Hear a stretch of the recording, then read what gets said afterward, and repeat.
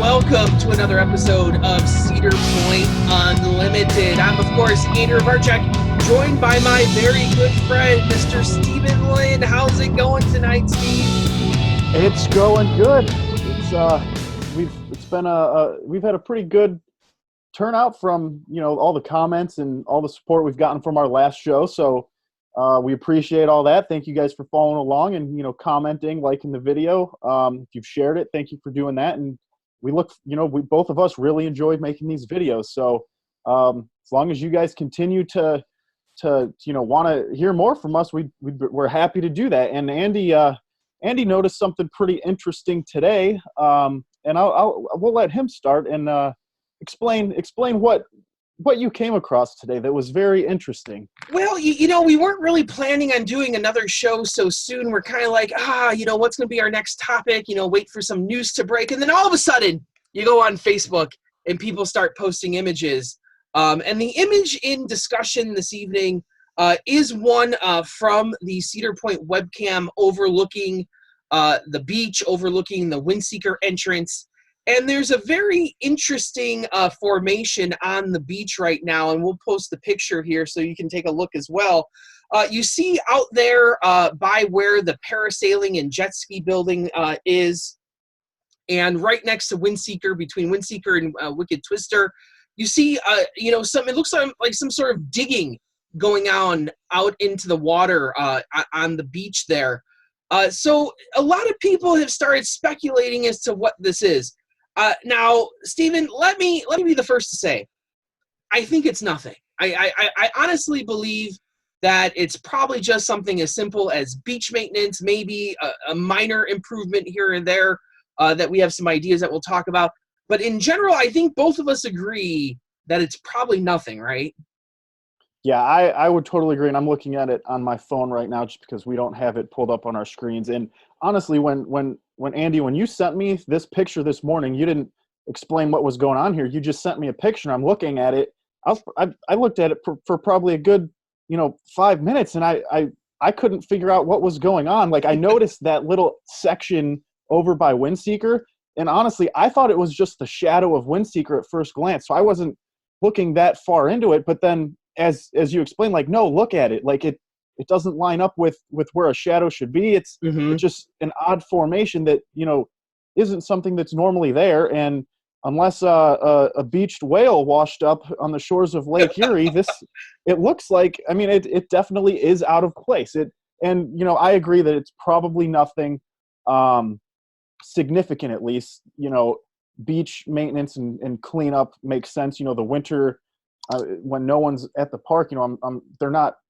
I would imagine every morning when there are guests there, they're in the early morning hours, they're probably driving some sort of truck down the beach to clean up the sand, and in the winter no one's at the park, so they probably don't need to do that as often. But still, when they do have a chance, they probably want to clean it up just so they have less work to do come come May when the park is open. But yeah, this is definitely something that is out of the ordinary, and we just thought it's something to look into. It could be something too to do with the jet skis that that's right where those jet skis are located. It's interesting that it's there. They've always had the jet skis in the building there. They've had to pull the jet skis out from the building and throw them in the water. So maybe it's somewhat of a dock system, a pier system, something to allow the jet skis to be able to move a lot easier up and down the beach to get those things in the water a lot quicker. That's another idea, but that's not interesting either, to be completely honest with you. But Steve, I gotta say, let's talk crazy now. Let's talk crazy, because this has been my target area for the last probably year and a half, maybe even longer than that now. This has been my target area that if we're going to see a 2020 coaster go in, I feel like this is the place. A lot of people after the last show were talking about putting a coaster over by Shoot the Rapids and Frontier Fling. I don't think that's going to happen based on, and I sent this map to you as well, this week as well. It's the map of this new experience on Adventure Island. And it does show that the Shoot the Rapid splash pad is being utilized in that new experience. We have no idea what's going on. We just know that the path starts right around the Shoot the Rapids loading station and then continues onto the island. And that splash pad has water on it and has water in it, according to this map. So I don't see that as being an area that we're going to get a coaster. So I'm still targeting this area on the beach to possibly get a Woody. And the other heavy rumor over the last decade or so has always been Cedar Point getting a boardwalk. You've heard that one, right? Oh, absolutely. And we saw last year they started to extend what they call the boardwalk, the cement strip that used to go from the Windseeker, I think what they call the Hotel Breakers Park entrance and exit by Windseeker. Mm-hmm. It would start there and go all the way along back past Breakers and take you past what then was Soak City, which is now Cedar Point Shores, and it would go around towards the old Sandcastle Hotel, which also is now no longer there. And last year they extended that boardwalk from Windseeker, where was the beginning and end of it, all the way down to the main part of the parking lot. And I think one of the main reasons they did this was to give people beach access to the park, or it was to give people beach access who didn't want to actually go into the park. Because other than, buying a ticket to the park, I don't really know how you would get back there, because most people aren't aware that there's a parking lot where Soak City / Cedar Point Shores and Hotel Breakers are. That's the only area that back then had beach access. And now, they started that with the boardwalk. That could be a good, they already have the sign that says boardwalk. It could be a good start to something bigger. Yeah, and it's been kind of like interesting that they've been phasing this in too, where we saw them tear down the stadium. We saw them raise that whole area. Then we saw, the Fire and Ice show last year, in that area. Very temporary though. And I said that from the very first second I saw it, how temporary everything looked out there. And I feel like they're demoing stuff in plain view and clearing away areas so that they can do something a lot bigger. Now the question is, would a boardwalk follow this line out into the water? Like when you think of traditional seaside boardwalks, I've been to quite a few of them over the years. Ones that go out into the water, you need a big, change in elevation. And the Lake Erie beach is not very deep. So I don't know if we're going to see a traditional boardwalk as you would say, like, a Pacific Park or like a Maury's Piers or something like that. I don't feel like that's the type of boardwalk with the huge pylons and the boardwalk going out, because you're not going to have that change in elevation between the park and between, the water doesn't get very deep in Lake Erie, right there on the beach for the most part. From what I've experienced, I don't know. It could be completely different down towards that end of the beach. It could get very deep very quick. I don't know for sure, but it's my impression that it's not very deep over there. But a boardwalk alongside something, they built that concrete path. Is that the start? Are they going to build a bigger boardwalk, put the wood coaster out there, keep Wicked Twister there? You got the Ferris wheel already there. I think there's a lot of big things that can go there. And then by them just calling that whole pathway the Cedar Point Boardwalk is kind of strange. Like, I thought it was strange when they posted all the signs up all over the place, because it's not really a boardwalk. It's just a pathway on the beach. So to call it a boardwalk, exactly. I thought it was interesting. And I'm on the Cedar Point website now looking at a number of their special event type of things. And in the past, we've seen them talk about how they want to add more of a nightlife, not necessarily nightlife, but they want to keep people longer in the park longer at night. They started doing this with shows like Luminosity, Halloween's obviously, but that whole entire season is surrounded by nighttime activities. But up until, maybe 2 years ago, they didn't really have a lot of nighttime activities. And I'm looking on their website right now. They have, they have dive-in movies that are at the water park. That's an after-hours activity for the water park. They have Coaster Campout, which is, a very limited number of people that are able to attend that. But again, they're keeping people later after park closing. Light Up the Point.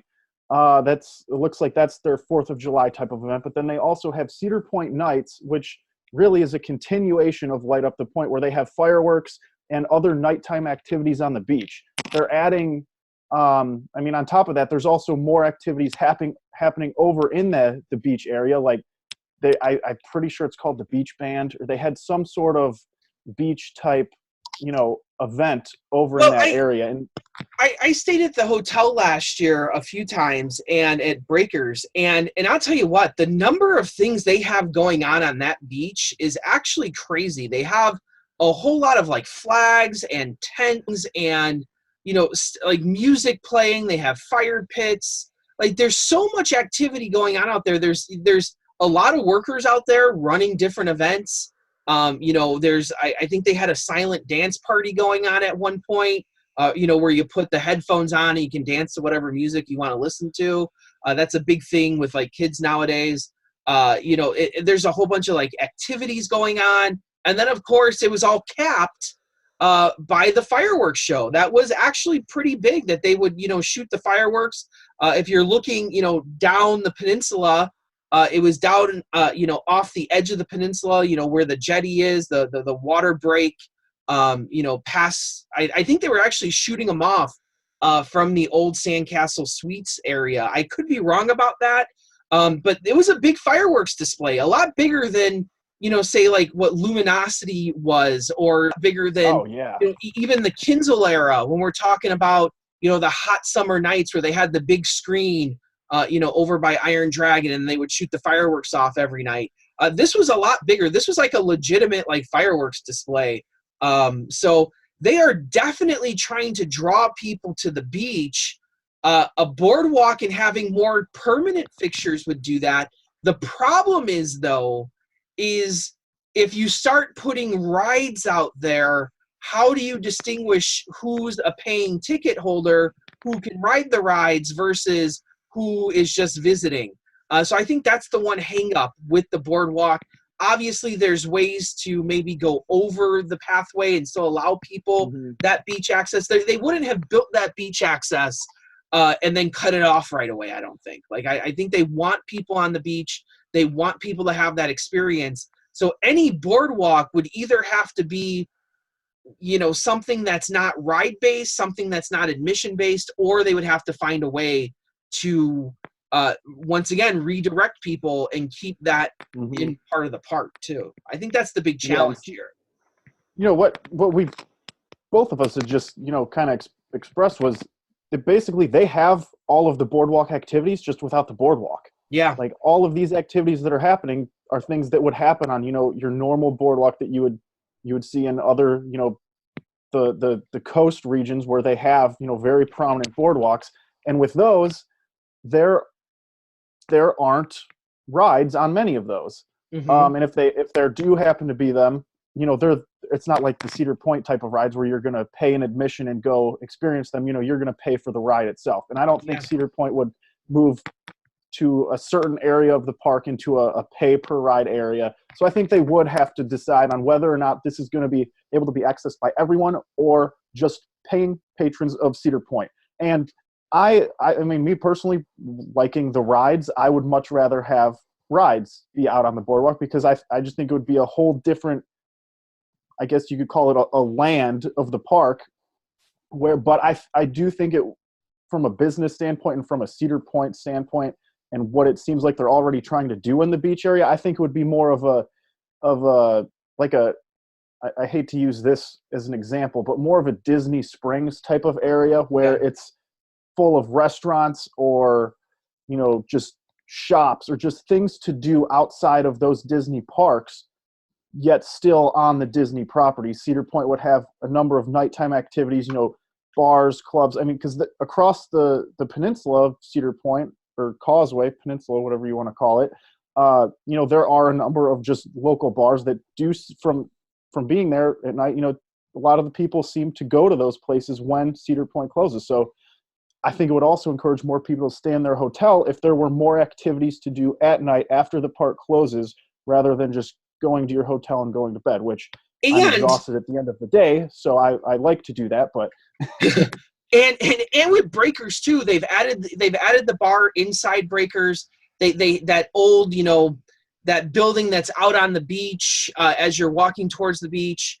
It's been a half a dozen things since I've been going there. A tube rental, a cabana, or like a tent rental. But now they've turned that into a bar as well. You have the fire pit, you have TGI Fridays. The other idea have is really the last Midway they have to fix up. They fixed up the Gemini Midway, they fixed up the Valraven Midway when they built Valraven, but that Wicked Twister Midway is really the last Midway that's kind of antiquated, kind of dated. Maybe they turn that into the Boardwalk, and that becomes your Boardwalk. The wood coaster goes out, and maybe that clearing is for pylons or something, or for footers for the wood coaster, and then you continue onto the beach and you exit the park, and there's continued activities out there too. Because that's the last Midway that really needs to be updated at Cedar Point. yeah, I agree. And if you take a look back at that picture, you can see right where that I don't know, I guess I'll call it a structure, even though it's not a structure.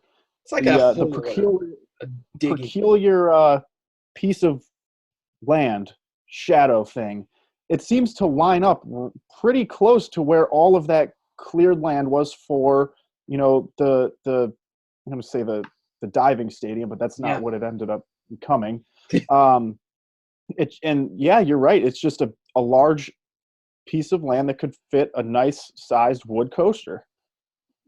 So, and I think what's going to be very telling here is, one, if it stays. So you're going to be at Winter Chill Out. I'm assuming they're going to take you possibly in that area. If it's still there, that's one thing. If they don't say anything about it, because at Winter Chill Out, they never give you any good information ever. Like, it's always like little stuff. So if they definitely start talking about it and saying, oh, well then we're going to know what it is. But if they ignore it and it's still there, and there might be some more added things and we see more expansion happening here, then it's something to really look at.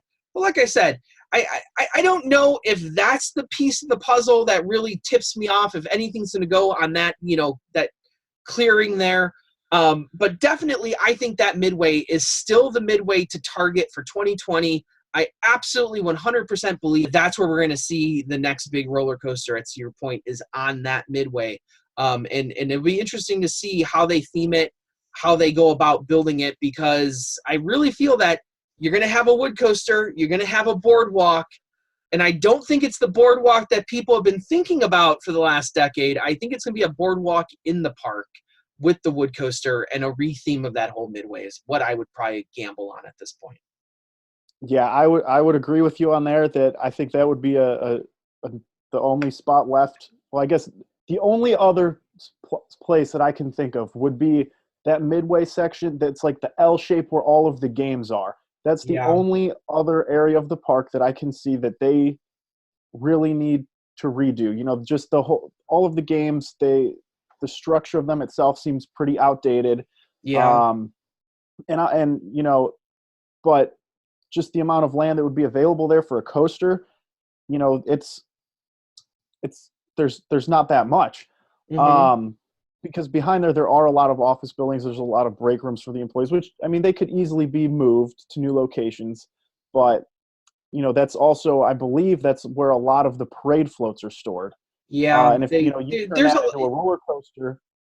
Yeah, there's a lot of like real, like, nuts and bolts types of stuff going on there. And like, obviously too, like the main Midway, the Coliseum, like a lot of that stuff has that classic feel that I don't want to lose. I don't want to tear out everything and make everything look modern, and like the Valraven Midway is real nice, but I kind of like the old marina entrance better, to be honest with you, with the trees and the lampposts and the statue of who was it? The weird naked man. I think it was Mercury, or maybe it was one of those Greek or Roman gods. But like I kind of like the feel, the ambiance of that better. I don't want everything to feel sterile and modern and up to date. Like, so that's why I'm thinking, like, they already have the clearing out here on the Wicked Twister Midway. It's a huge Midway. there's not a whole lot going on back there. You got a 3-point shootout. You got Tiki Twirl that, who knows how long that's for this world. And there's a lot of opportunity is what I would say. So I wouldn't be surprised if we saw Wicked Twister come out to make room for a 2020 ride. I'll tell you what, that's been the rumor for the longest time. A lot of people jumped on that when California's Great America unveiled their big master plan, and there were pictures and stats that related to Wicked Twister. A lot of people said, oh, it might go out that way. And now that California's Great America has kind of canceled their hyper coaster, it'll be interesting to see if Wicked Twister's on the way out, if it's going somewhere else, if it's not going anywhere. But Wicked Twister would open up a ton of land over there too. Oh yeah, I'd say it was going to Dorney Park, but they already have something. They already have Possessed, yeah. So it could go to Michigan. Maybe we'll get Demon Drop back. Michigan's Adventure could use one of those. I feel like Wicked Twister's coming to the end of its life. I mean, really, it's not that old, but every time I go to the park, there's really no line for it unless it's a crazy busy day. And honestly, I see it down quite often. I always see, maintenance in there. I've seen the trains literally in mid-season taken off their tracks and on the ground, on their station platform, just sitting there. I don't know what was going on with them, but obviously something serious enough where they couldn't have, just done what they needed to do with the train sitting on the tracks. Yeah, and I remember that too last season, that they were down off the track for quite a bit of time. So, who knows what's going to happen, but we will keep an eye on this to see if anything changes on the webcams, and then definitely, hopefully, maybe get some answers at Winter Chill Out. So, as always, I am Andrew Barczyk from Chicago, Illinois. And I'm Steve Lynn from Cleveland, Ohio. And surprisingly, the Browns are still technically in the playoff race. We have not been mathematically eliminated. So go Bears! Come on, Bears! The Bears. It's a Bears country right now, right? It is. You guys got Mitch Trubisky. He's from my hometown. So okay. I'm a closet Bears fan. Well, thanks for joining us here, and as always, right on, Ride Warriors.